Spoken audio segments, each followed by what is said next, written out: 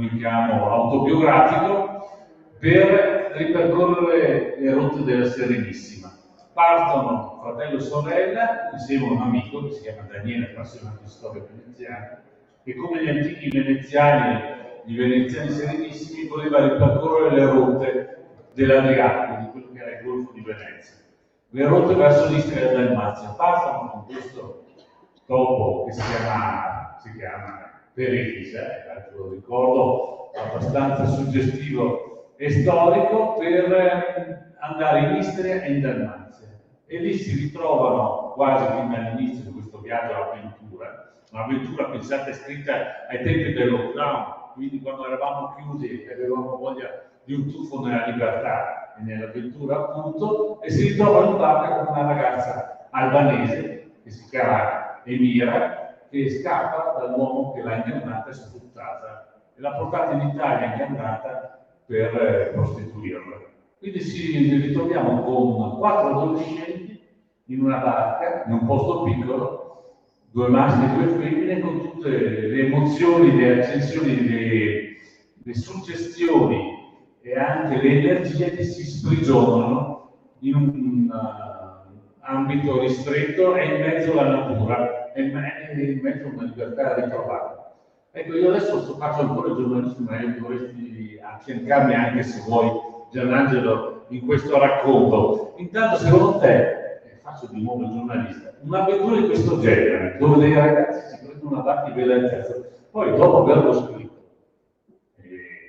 nella fase di stesura e di definizione delle bozze, ho scoperto che questa avventura è successa davvero ed è accaduta negli anni 20 dell'altro secolo, quando un Voltolina, un grande navigatore, poi sarà fatto anche le Olimpiadi, un grande navigatore veneziano, ruvola davvero quella il terzo del padre, un topo, e andò e finì fino a Sebenito, e lì venne ripreso rocambolescamente, come un po' succede ai nostri ragazzi. Ecco, una cosa di questo genere potrebbero ancora fare dei ragazzi adesso veneziani oggi, avrebbero la voglia di questa avventura.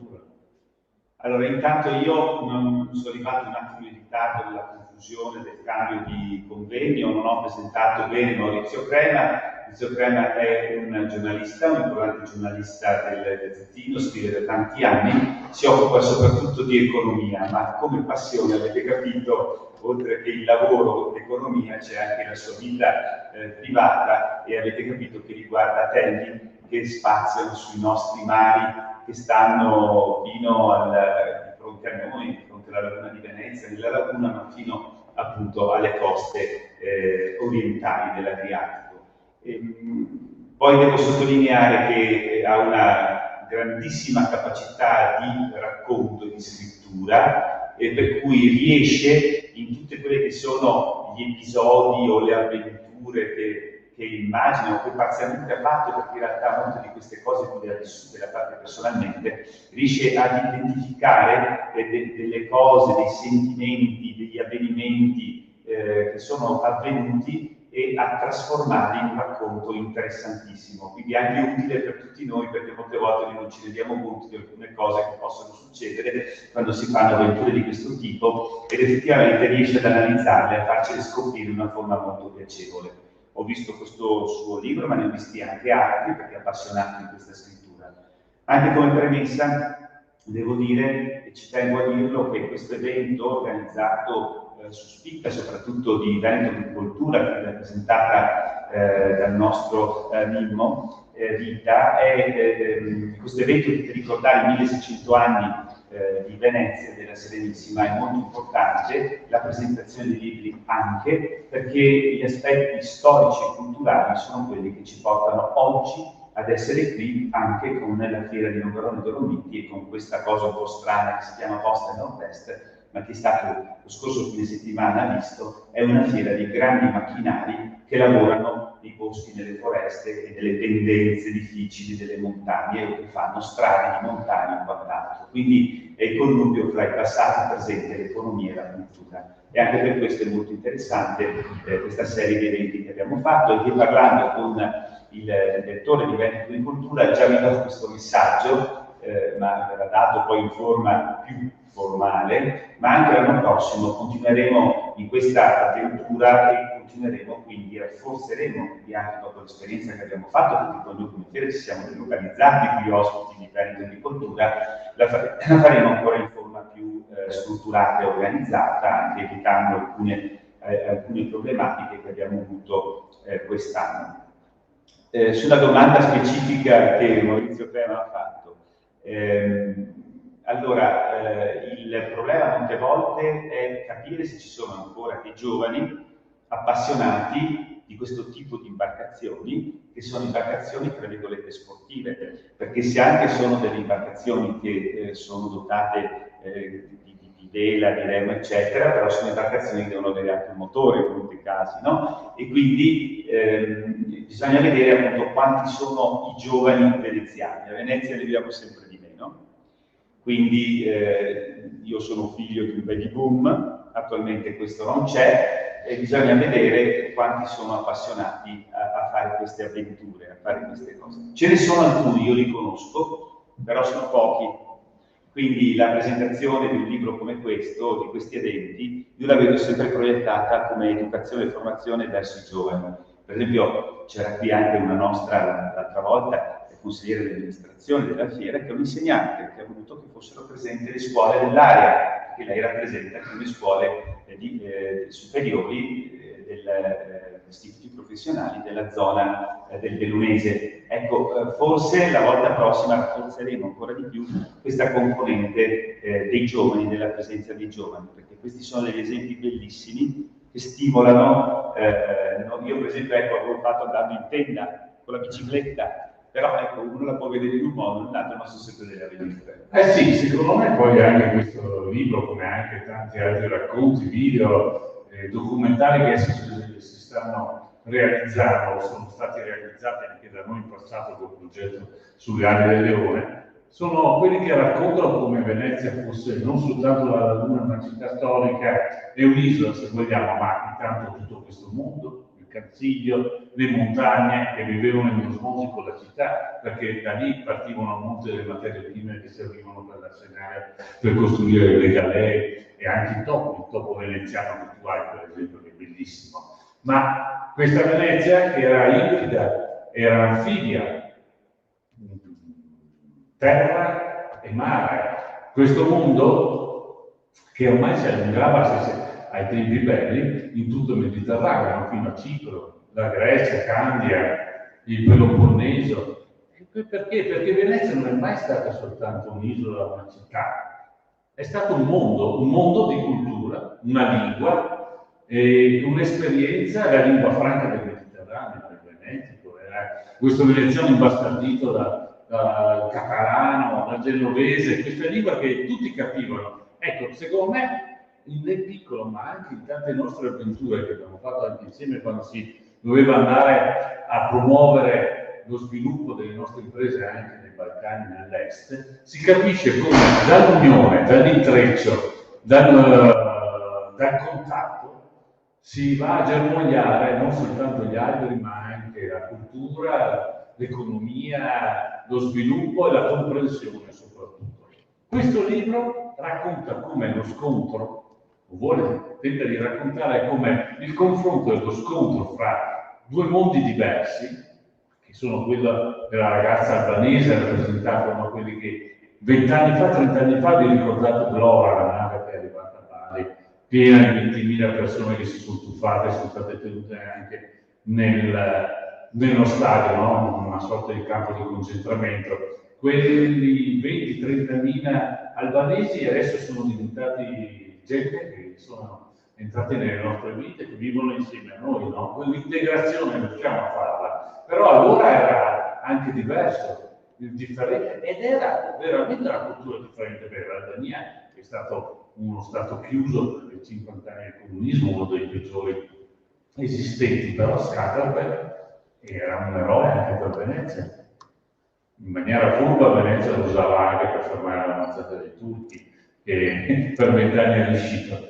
Però adesso questi legami li abbiamo un po' persi, non ci ricordiamo più quante sono le cane degli albanesi a Venezia, per capire quanti albanesi c'erano nella città storica serenissima. Questo libro racconta anche di come dei ragazzi, incontrandosi e scontrandosi, sono anche riusciti, o forse riusciranno a capire, come anche capirsi di più, come anche evitare le paure, i pregiudizi e raccontarsi storie diverse. Io ho tentato anche di raccontare tutto questo nella lingua dei ragazzi, forse è la lingua dei giovani di quando ero io giovane, ormai purtroppo ahimè molto tempo fa, perché il libro è ambientato in un tempo particolare che potrebbe essere 10-20 anni fa, quando ancora internet non era entrata nella nostra vita in maniera così massiccia, quando la tecnologia del telefonino smartphone non era ormai diventata la nostra terza mano o il secondo cervello con la nostra memoria, purtroppo, perché non ce l'abbiamo più anche grazie a Google e compagnia.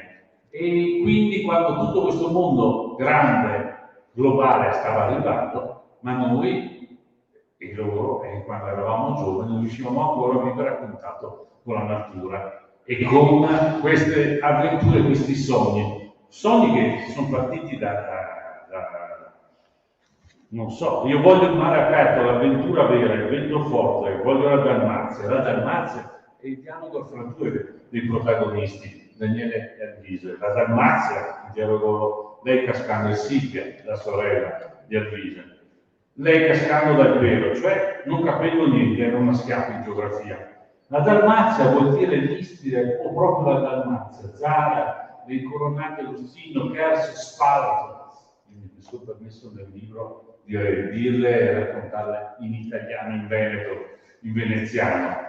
Guardai Daniele negli occhi, lo fissai ancora e lo sfidai, proprio così, e magari anche Ragusa e Cuzzola. Voglio tutto l'Adriatico per me, voglio navigare su e giù per il Golfo di Venezia con i miei antichi serenissimi. Areli, chiese sardonica mia sorella. Sì, perché le sorelle da un certo punto di vista servono sempre per smontare i fratelli, no? Daniele rise di gusto, ma io piccato rilanciai. Ma che era una vera con la barca di papà? Vuoi rubare per Elisa? No, tecnicamente lei che la voglio prendere in prestito. Non è forse anche un po' mia? Più esattamente anche nostra, ribatté lei. E qua di nuovo entrano i conflitti e tutto il resto. Per fortuna il rappresentante dei carabinieri se n'è andato perché stiamo parlando di un reato, di un piccolo reato, se si può dire così. Ma se per un'avventura, se uno dei tuoi figli ti avesse rubato o preso in prestito il tuo topo, che si chiama San Marco se non sbaglio, tu cosa avresti fatto? Non essendo uno di quei barchini pericolosi che vanno a velocità stratosferica e avendo già testato un minimo le loro capacità, chiuderei un occhio e forse tutti e due gli occhi. Io però adesso ho una domanda a fare al nostro amico giornalista Maurizio Crema. A me l'Adriatico e la storia dell'Adriatico interessa perché se pensate, finché c'era la Serenissima, l'Adriatico era l'area fra le più ricche del mondo. Quando poi è terminata la Serenissima, si è impoverita e la povertà ancora più grande è arrivata quando, dopo la Seconda Guerra Mondiale, c'è stata questa divisione tra la parte est e la parte ovest ed è diventata una delle aree periferiche più povere, non del mondo, ma comunque dell'Europa. Oggi la sfida è che, tornando a parlarsi di queste due coste, forse si può ritornare non agli splendori certo della Serenissima, però sicuramente ci può essere dal punto di vista economico una crescita. Quindi a me questa storia affascina per questo, anche perché è proiettata sul futuro. Ma tu perché invece ogni volta parli di queste avventure che succedono fra le due coste? Cos'è che ti spinge? Perché come te e io, noi siamo nati e siamo cresciuti ai tempi della guerra fredda e del muro di Berlino e della cortina di ferro. Ma quando arrivavamo a Trieste, dall'altra parte iniziava l'altro mondo, l'est, il comunismo, e sembrava che si fermasse tutto. Anche la stessa strada, la stessa ferrovia, no? Era tutto. E ancora adesso purtroppo ci sono problemi.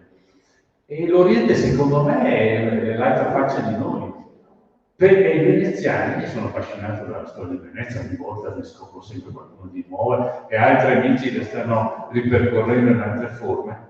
E Venezia invece era riuscita a fare sì che questa diversità, questo sogno, questa fascinazione e anche questa differenza diventasse fertile in primo luogo per Venezia, perché Venezia è diventata grande, è stata grande, la più grande potenza del Medioevo, non soltanto marinara, ma era quella che in teoria poteva unire l'Italia già da prima, ma forse non interessava molto Venezia per il tempo di 1000 anni.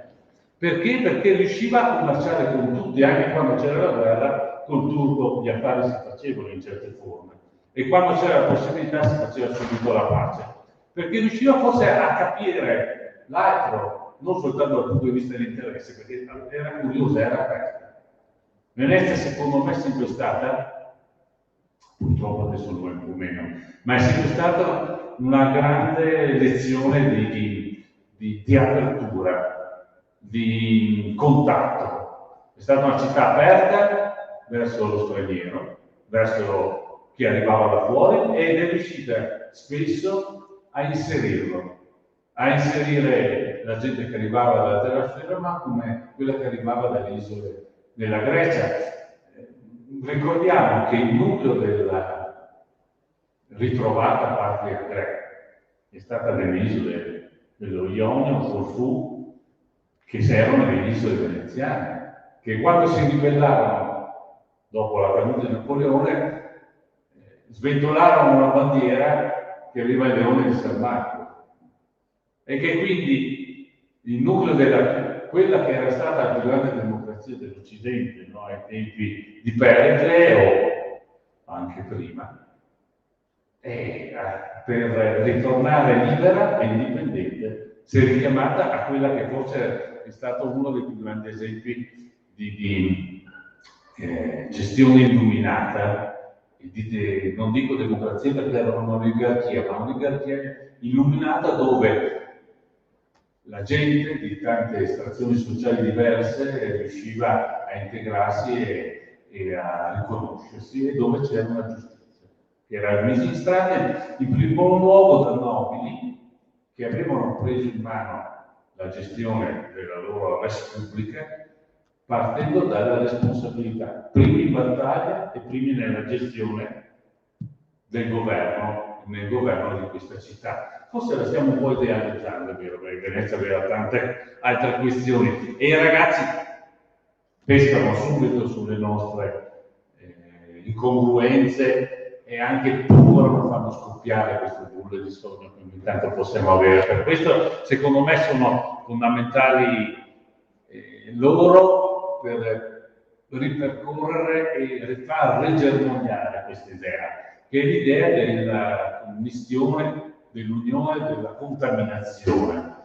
E questo libro è anche un tentativo per raccontare a loro quanto di grande c'era in questa città e di quanto di grande c'è ancora da conquistare e da riprendersi di questa città, a partire dalla natura, dalle barche come quelle di Vele III, e dall'altra parte, da quell'altro mondo vicino, che in fin dei conti è un po' uno specchio nostro, perché poi se andate in quelle città della Dalmazia, non parlo dell'Istria perché l'Istria è il nostro giardino, ma la città della Dalmazia, ma anche nel Peloponneso, scoprirete a Corfù, nelle isole dello Ionio, appunto, scoprite quanta Venezia è rimasta e quanto è stata costruita lì, le fortezze, i palazzi, le ville che si sono perse anche all'interno. È tutta una storia di orgoglio che noi dobbiamo riconquistare, raccontandolo anche nelle scuole, giustamente come dice Rita prima.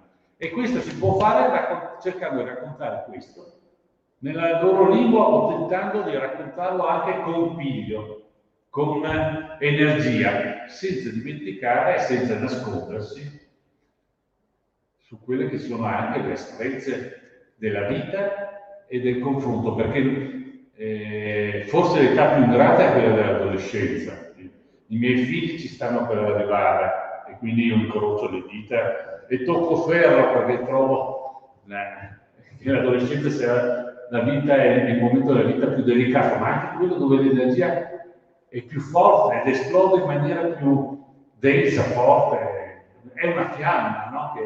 che brucia e noi stessi e anche gli altri, ma che se noi riusciamo a far alitare dalla parte giusta, è quella che ci potrà far dare energia e continuare far sognare per tutta la vita. Ecco, per questo è così fondamentale, per questo secondo me deve essere anche raccontata nella sua asprezza e nella sua bellezza anche, perché questi 4 ragazzi secondo me, non soltanto per lo scrittivo, ma spero anche che vengano fuori, che se leggerete il libro, sono anche belli, veramente belli, nella loro ingenuità ma anche nella loro forza. Bene, grazie mille al nostro Maurizio, se avete qualche copia potete chiedere direttamente a lui. Credo che abbiamo terminato questa presentazione, grazie a chi è restato perché siete degli eroici. Grazie a te Gianni per avermi invitato, a voi, e spero che ci saranno altre occasioni e intanto leghiamo un po' la montagna al mare con questi racconti. Bene, grazie.